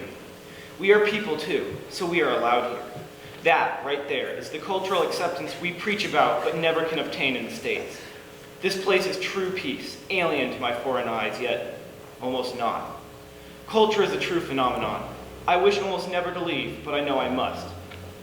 This place is like a siren song, enticing me to stay, but I know I can't. This culture isn't me nor mine. I cannot live it, but I can witness it, and that's the beauty of travel. And now we are going to play a traditional Nepali trekking song that we learned from one of our guides, or one of our porters on the trip. Amrit.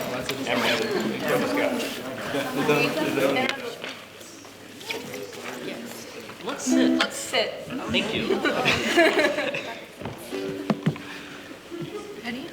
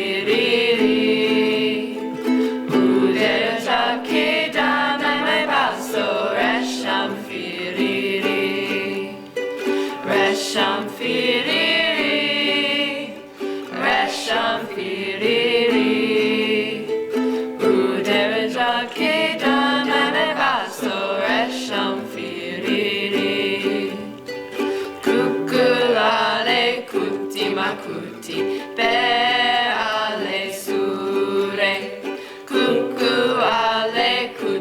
makuti per alle sure timro ramera mai basio doba makuri resham firiri resham firiri udera jaki damele baso resham firiri resham firiri resham firiri udera jaki damele baso resham firiri udera jaki damele baso resham firiri udera jaki damele baso resham firiri.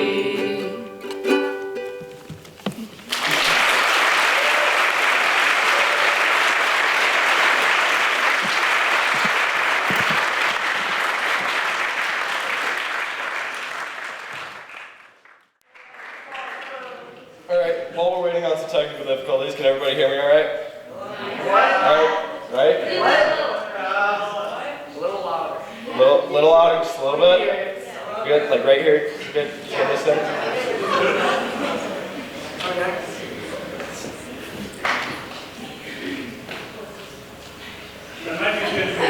I think now is the time to cue the cricket noise. What you guys think?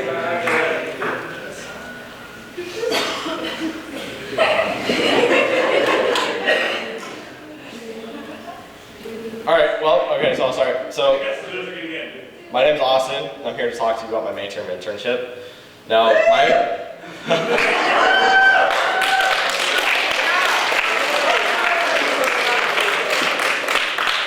my internship was a little bit unique in the fact that I was at my internship 24 hours a day for its entirety. And now some of you, emphasis on some, most of you already know what my internship was because I wouldn't stop talking about it. But so I was a deckhand aboard the Western Titan, which is a 110-foot by 30-foot towing vessel horn-quoted out of Seattle, Washington.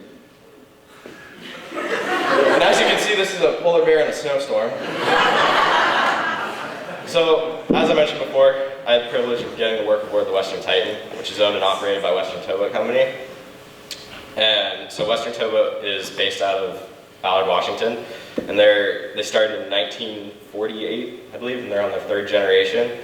And so they run a fleet of 22 tugs that tow from Seattle, around the Puget Sound, to the Aleutian Islands, and all the way out to Hawaii, and sometimes to the Panama Canal.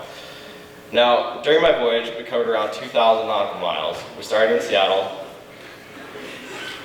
Oh yeah, so that was the previous slide about what I was talking. There we go. It's not a polar bear and snowstorm. I was getting really good pictures of those. So during my voyage, we covered around 2,000 nautical miles, which we started in Seattle, Washington, steamed north along the length of Vancouver Island, across the Queen Charlotte Sound and into the Panhandle of Alaska. Altogether, we stopped in 9 ports of call: Ketchikan, Petersburg, Juneau, and then on to Haines and Skagway. And we even stopped at the Kensington Gold Mine.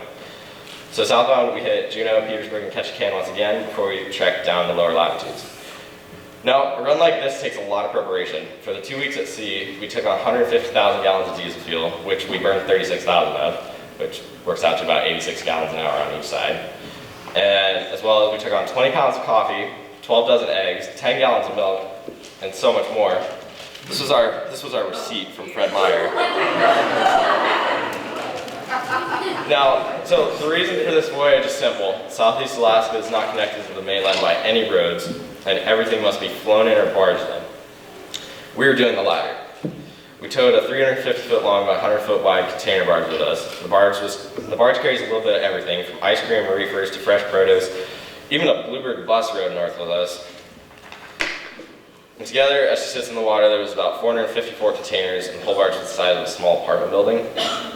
And yeah, so my conclusions: during my internship, I learned more than I could have ever imagined. I was extremely excited to get the opportunity to have the internship in the field that I want to work in. I'm headed to Maine Maritime Academy in the fall, and this trip reinforced that I had taken the right path. I'm extremely thankful for Spring Street for giving us kids the opportunity to learn outside the classroom. It's truly a gift. And most importantly, I'd like to thank the Marines and Captain Dave Noreen for being such a mentor to me ever since he discovered what direction I wanted to go in life. Hopefully one day I'll be as great a captain as you are now.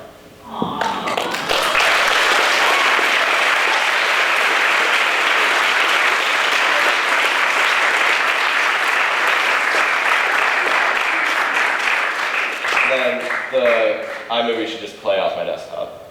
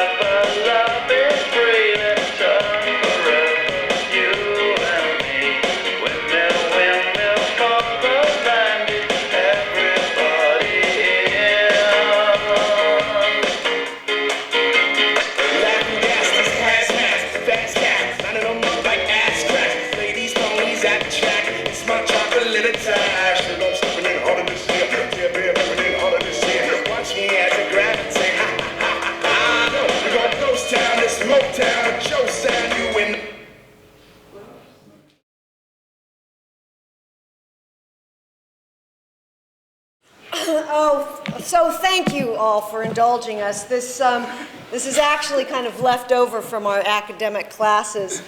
We're going to perform a piece that we were using in class to work on different concepts, acting concepts. So it's really less of a performance for you and more of an exercise for them for our final. We've used this piece to work on exploring the ideas of spatial relationship, dynamic staging, commitment, concept. So thank you for letting them explore these concepts in the moment with a live audience.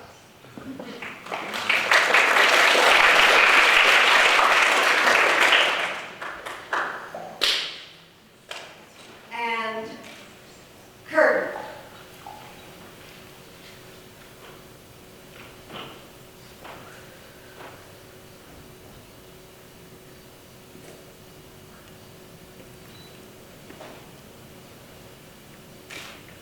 What is this place? A place of worship. A garden party.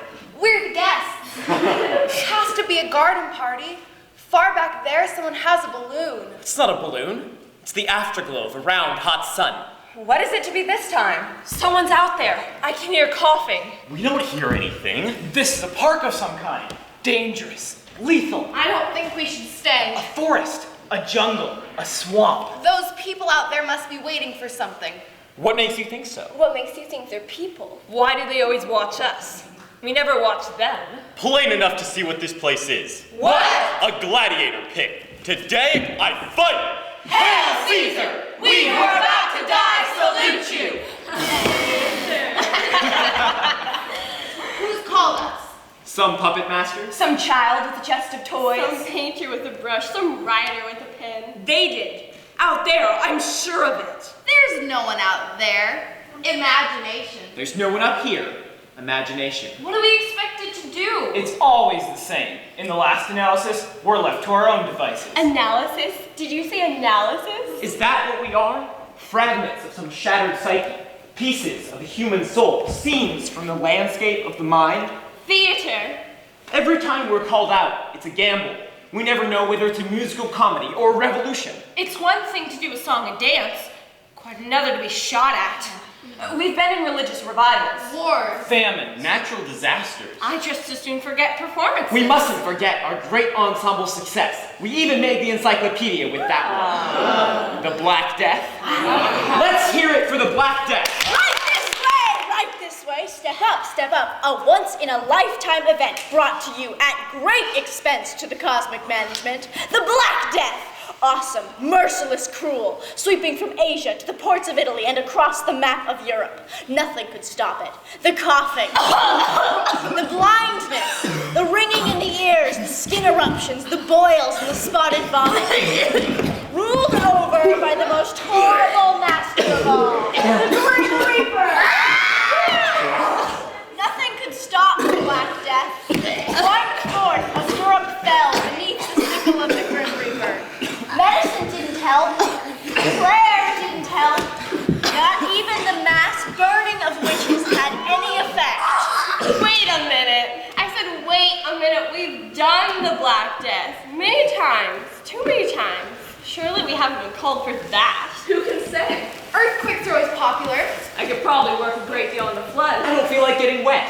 What we need is a director. We always need a director, a traffic director, a business director, a director of internal, external affairs, a general in charge. We keep expecting a director, but one never shows up. We may be students. Students? What kind of students? Drama students. Too obvious. Those look like registration cards. The sea. The cave. The future. What did I tell you? Drama students. The director must have been here earlier, and those cards fell out of some pocket. Perhaps we're in the school of life. Perhaps we're in the school of death. I suggest we give it a go. Give what a go? Place does look like an academy of some sort. We're the right age for students. The cards are exercises. We're the right age for worshippers. The cards are for rituals. We'll have to do something. Why? It's expected. The sea. The director wants us to act out life in the sea. Too cold. The cave. Too dark. The future. Too far. I vote for the future. We'll have a show of hands. How many for the sea? How many for the cave? How many for the future? The cave has it. We draw the cave.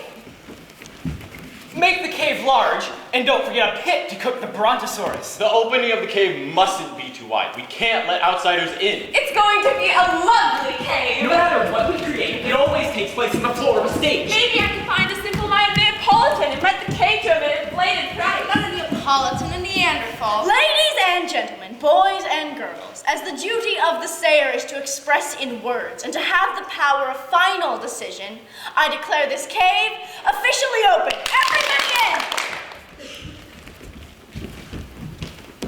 What day is it? Early in time.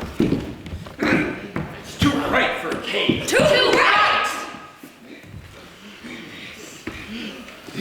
The hunter is off on a hunt. We've had nothing to eat for days. I will starve to death. You wouldn't be the first. Back there in the shadows, there are human bones. Sometimes the hunters don't return. The warrior is off on a different kind of hunt. We must find, kill, and before he, she, or it finds us and kills us. Kill, kill, kill, kill, kill, kill, kill. I worry when the warrior leaves. I worry more when the hunters come back empty-handed. The warrior has been gone, let's say, about a week. You three will etch pictographs on the walls. For decoration, for history, For the future. For the purpose of this improvisation. Our cave is safe. Our cave is good. Our cave is life. It's cold, dark, and damp. I've never seen a better cave. There is no better cave.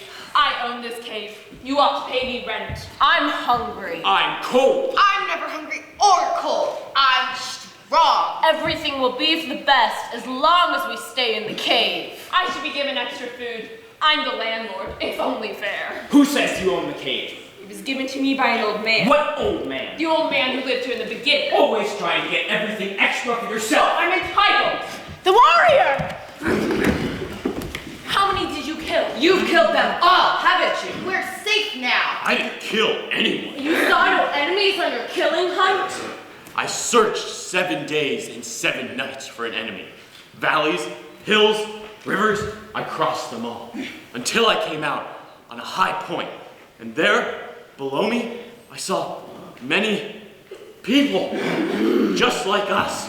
There are no people like us. Preparing to attack? No, they were fishing and cooking and laughing. What is that? Laughing? It sounds like this. What a terrible sound! It could attract wild animals. Don't do it again.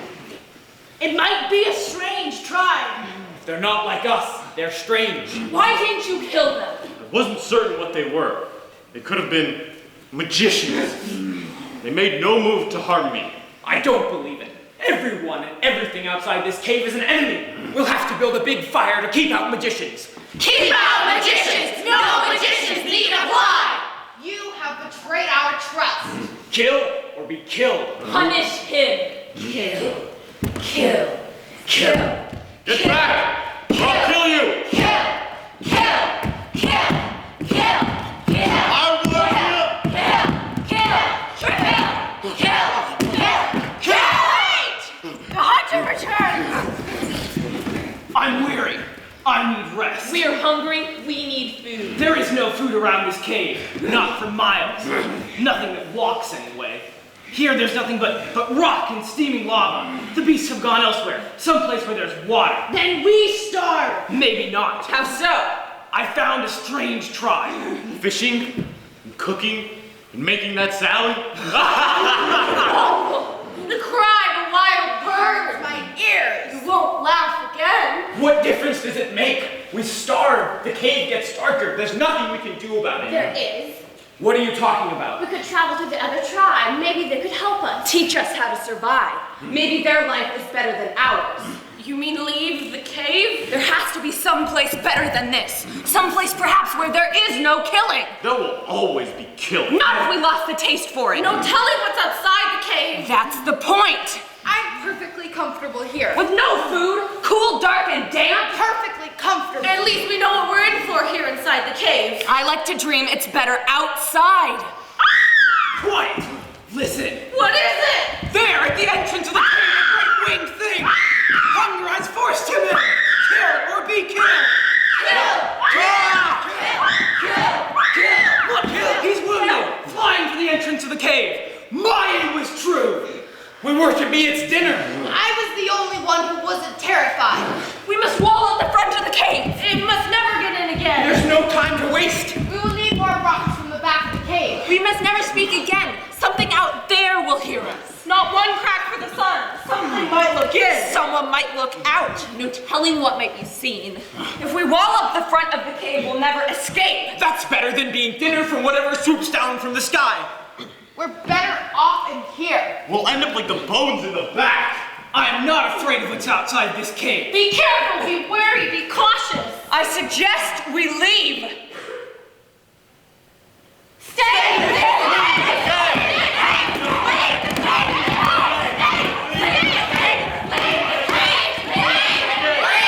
This is not the way to handle it. We must consider the matter intelligently. If we remain in the cave, we may die. If we leave the cave, we may die. It may be miserable here, but I have lived so long with misery that I can understand. It's dark, but my eyes are growing dim, so it doesn't matter. It may be cold in the cave, but I know every chill in my body. There's comfort in that. Cold comfort. If we meet new people, they may be enemies. The creatures here are vicious, but if we leave, we may find creatures who are twice as unpleasant. The great winged thing clawed at my eyes. What's outside this cave can't be any worse. In the darkness, you won't need sight. We can't stay in the dark. We must go out to save ourselves. Stay in the cave. We're safe. Stay in the cave. Stay in the cave. Stay in the deep, the dark, the cold. Take no risk. Take no chance. We know the terror here. What's out there? It's time. Time? The vote. Stay here with what we know or move on. Go. Stay. The vote to leave the cave. Those favoring exodus, stand. I count 3, we stay. 4. That means for or against. We win, true. I have no vote. Only one more and we can begin again. Take the risk! That's what it's about, taking risks. I am afraid. We're all afraid. I'll take the risk. Glad that's over. Never did think much of caves. Where to? Who knows? There's always something out there for us. To the unknown. What's out there? Wars, famines, natural disasters, religious revivals, plagues, and musical comedies. That won't be our struggle. What will we? Not to return here, to the cave. Do you think we did what the director wanted? Maybe. Don't forget to turn the lights back up.